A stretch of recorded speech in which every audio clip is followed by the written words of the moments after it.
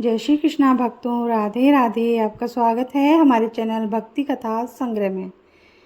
भाई बहन के रिश्ते को मजबूत बनाने वाला त्यौहार रक्षाबंधन हर साल सावन मास की पूर्णिमा को मनाया जाता है। हिंदू धर्म में इस त्यौहार का काफ़ी महत्व है। इस दिन बहनें अपने भाइयों की कलाई पर राखी बांध उनसे सुरक्षा का वचन लेती हैं। भारत में हर एक त्यौहार को मनाने की अपनी अलग मान्यता और परंपरा है। राखी भी इन्हीं त्योहारों में से एक है।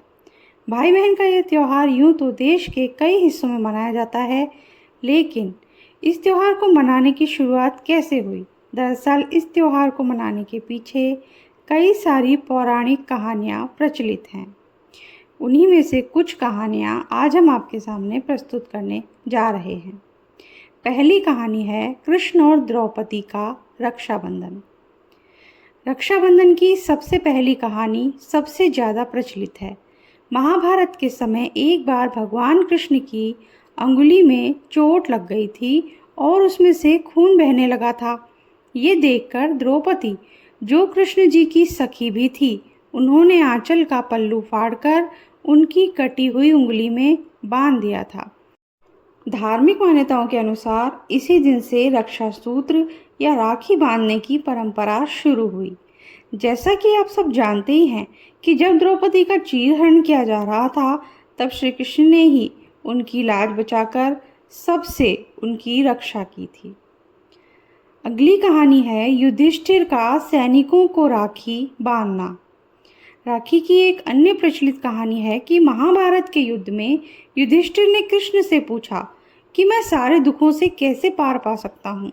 तो कृष्ण कहते हैं कि तुम अपने सभी सैनिकों को रक्षा सूत्र बांध दो, इससे तुम्हारी विजय पक्की है।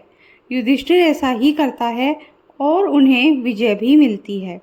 ये घटना श्रावण माह की पूर्णिमा को हुई थी, इसीलिए इसे रक्षाबंधन के रूप में मनाया जाने लगा और इस दिन सैनिकों को राखी बांधी जाती है।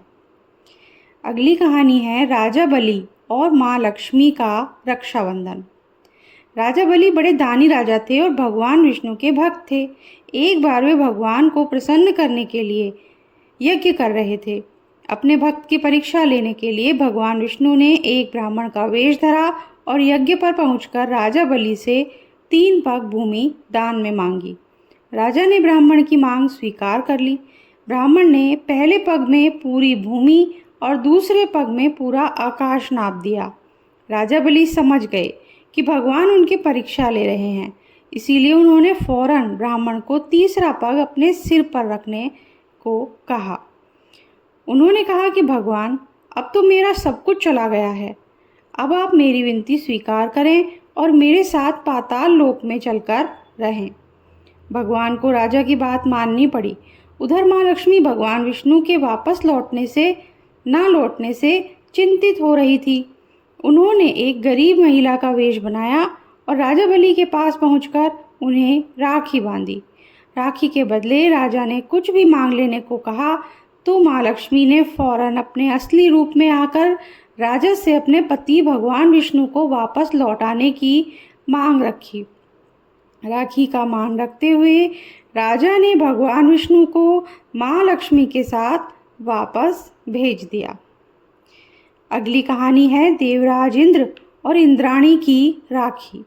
माना जाता है कि एक बार दैत्य वृत्तासुर ने इंद्र का सिंहासन हासिल करने के लिए स्वर्ग पर चढ़ाई कर दी थी।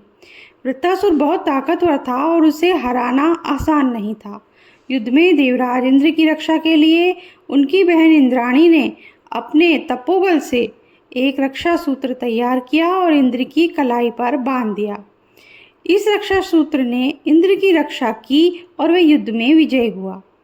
तभी से बहनें अपने भाइयों की रक्षा के लिए उनकी कलाई पर राखी बांधने लगी। तो इसी के साथ कुछ कहानियों के साथ ये वीडियो हम समाप्त करते हैं। अगर आपको अच्छा लगा हो तो लाइक ज़रूर कीजिए